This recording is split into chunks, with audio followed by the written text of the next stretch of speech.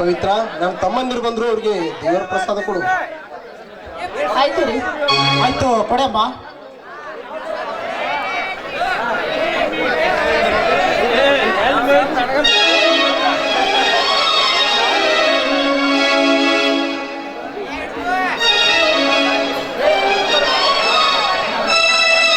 ಅತಿಗೆ, ನೀನು ಕೊಡ್ತಿರುವ ಈ ದೇವರ ಪ್ರಸಾದದಲ್ಲಿ ನನ್ನ ಹೆತ್ತ ತಾಯಿ ಎದ್ದು ಬಂದಂತೆ ಕಾಣಿಸ್ತದೆ. ಪವಿತ್ರ, ಈ ನನ್ನ ತಮ್ಮಂದಿರು ನೋಡಿದ್ರೆ ನಿನಗೆ ಏನ್ ಅನಿಸುತ್ತೆ? ಅಲ್ಲ ರೀ, ಅವರಿಬ್ಬರು ನಿಮಗೆ ತಮ್ಮಂದರಾಗಿದ್ದಾರೆ. ಆದ್ರೆ ಇವರಿಬ್ಬರು ನನ್ನ ಮೈದನಲ್ಲ ರೀ, ನಾನು ಹೊಟ್ಟೆ ಹುಟ್ಟಿಲ್ಲ ಮಕ್ಕಳಂತ ತಿಳಿದುಕೊಂಡಿದ್ದೇನೆ.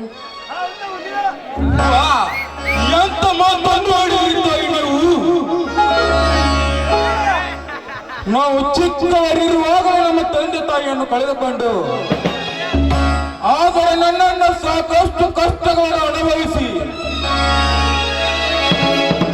ಆ ಕಳೆದು ಹೋದ ತಂದೆ ತಾಯಿಯರ ಪ್ರೀತಿಯನ್ನು ತೋರಿಸಿ ನನ್ನ ಮತ್ತು ನನ್ನ ತಮ್ಮನನ್ನು ಜೋಪಾನ ಮಾಡಿ ನನ್ನ ತಮ್ಮ ವರ್ಧನೆಗೆ ಪೊಲೀಸ್ ಅಧಿಕಾರಿನಾಗಿ ಮಾಡಿದ.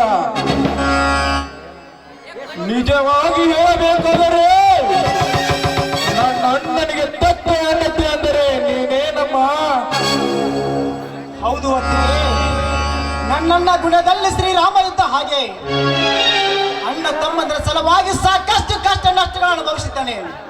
ಇನ್ನು ಮುಂದೆ ನನ್ನ ಅಣ್ಣನಿಗೆ ಮನಸ್ಸಿಗೆ ಯಾವುದೇ ರೀತಿ ನೋವಾಗದಂತೆ, ನಮ್ಮ ಮಣಿತನದ ಮರ್ಯಾದೆಗೆ ಕಪ್ಪು ಚುಕ್ಕಿ ಬಳದಂತೆ ತೆಗೆದುಕೊಂಡು ಹೋಗುವ ಬಾರ ನಿನ್ನ ಕೂಡ. ಆಯ್ತಪ್ಪ, ನಿಮ್ಮ ಅಣ್ಣನಿಗೆ ಒಳ್ಳೆಯ ಸತಿಯಾಗಿ, ನಿಮ್ಮಿಬ್ಬರಿಗೆ ಒಳ್ಳೆ ತಾಯಿಯಾಗಿ, ಈ ಮನೆಗೆ ಯಾವತ್ತು ಕಳಂಕ ತರಲಾರ್ದೆ ಈ ಮನೆಗೆ ನಂದ ದೀಪ ಬಾಳುವ ಒಳ್ಳೆ ಸೊಸೆಯಾಗಿ ಬಾಳುತ್ತೇನೆಪ್ಪ. ಈ ಮಾತು ಸತ್ಯ ಮೈದನ, ಸತ್ಯ. ವಾವ್, ಎಂತ ಮಾತನಾಡಿದೀಯ ಪವಿತ್ರ. ಈ ನಿನ್ನ ಮಾತುಗಳನ್ನು ಕೇಳಿ ನನ್ನ ಒಡಲು ಕರಗಿ ಸಂತೋಷ ಉಕ್ಕಿ ಸಾಗರದ ಅಲೆಗಳಂತೆ ಕಡಲಾಗಿ ಹರಿಯುತ್ತಿದೆ. ನೋಡು ಪವಿತ್ರ, ಈ ನನ್ನ ತಮ್ಮಂದಿರಿಗೆ ನೀನು ತಾಯ್ತನದ ಹಿರಿಮೆಯನ್ನು ತೋರಿಸಿ ಮಕ್ಕಳೆಂಬ ಮಮಕಾರದ ಮಮತೆಯನ್ನಿಟ್ಟು ಮುದ್ದಿನಂತೆ ನೋಡಿಕೊಂಡು ಅಣ್ಣ ತಮ್ಮಂದಿರ ಮುಂದೆ ಯಾವುದೇ ವಿರಸ ಹುಟ್ಟಿಸದೆ ನೀ ಮೆಟ್ಟಿಕೊಂಡಿರುವ ಈ ಮನೆಯ ಮರ್ಯಾದೆಯನ್ನು ಕಾಪಾಡಿಕೊಂಡು ಹೋಗ್ತಾಳೆ ಎನ್ನುವುದೇ ನಿನ್ನ ಗಂಡನ ಆಸೆ. ಆಯ್ತು ರೀ, ನಿಮ್ಮ ಆಸೆಗೆ ಯಾವತ್ತು ನಾನು ಮಣ್ಣ ಹಾಕಲಾರೆ. ನೋಡಿ, ಇವರಿಬ್ಬರು ಮೈದನರು ನಿಮ್ಮ ಪಾಲಿಗೆ ಎಡ ಕೈಗಳ ಇದ್ದಾಗೆ. ನೀವು ನನಗೆ ಒಳ್ಳೆಯ ಪ್ರೀತಿ ತೋರಿಸುವ ನನ್ನ ಪತಿದೇವರು. ನೋಡಿ, ಯಾವತ್ತು ಈ ಕಣ್ಣುಗಳನ್ನು ಪ್ರೀತಿಯನ್ನು ಒಂದಾಗಿ ಯಾವತ್ತು ನಾನು ಪ್ರೀತಿ ಮಾಡ್ತಾ ಇದ್ದೇನೆ ರೀ. ಈ ನಿಮ್ಮ ಆಸೆಗೆ ಯಾವತ್ತು ನನ್ನ ಮಣ್ಣು ಹೆಚ್ಚೋದಿಲ್ಲ. ಈ ನನ್ನ ಮಾತು ಸತ್ಯ ಸ್ವಾಮಿ, ಸತ್ಯ.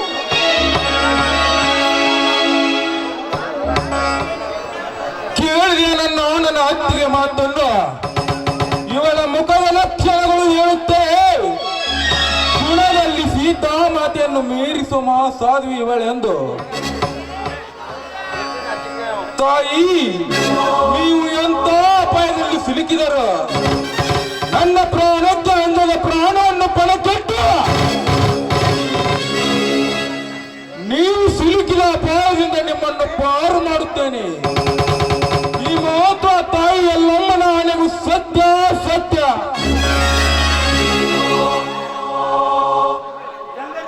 ಕೇಳಿದೆಯಾ ಪವಿತ್ರ ನನ್ನ ತಮ್ಮಂದಿರ ಪರಾಕ್ರಮದ ಮಾತುಗಳನ್ನು? ನೋಡು ಪವಿತ್ರ, ಈ ನಿನ್ನ ಗಂಡನಿಗೆ ಎಡಗೈ ಬಲಗೈಯಾಗಿದ್ದ ಇವರು ಮುಂದೆ ನಿನ್ನನ್ನು ಎರಡು ಕಣ್ಣಲ್ಲಿ ಕಣ್ಣಿಟ್ಟು ನೋಡ್ಕೊಂಡು ಹೋಗ್ತಾರೆ. ಹಾ, ವಿಷ್ಣು, ವರ್ಧನ್ ಎಲ್ಲರೂ ಸೇರಿ ಊಟ ಮಾಡೋಣ ಬನ್ನಿ. ಏನ್ರಿ, ಆಗ್ಲೇ ಊಟ ಮಾಡೋದಕ್ಕೆ ಹೊರಟು ಬಿಟ್ಟಿದ್ರಲ್ಲ? ಇಂಥ ಸಂತೋಷ ಸಮಯದಲ್ಲಿ ಎಲ್ಲರೂ ಸೇರಿ ಹಾಡಬಾರದೆ? ಬನ್ನಿ. ಆಯ್ತು, ಬಾರಪ್ಪ.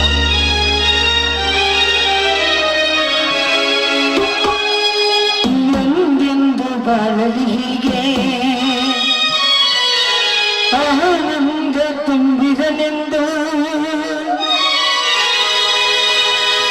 ಅತಿಯೊಬ್ಬ ನಿನ್ನ ಬಾಳು ಬಂಗಾರವಾಗಲೆಂದು ಹಾರೈಸುವೆ ನಾನೀ ದಿನ.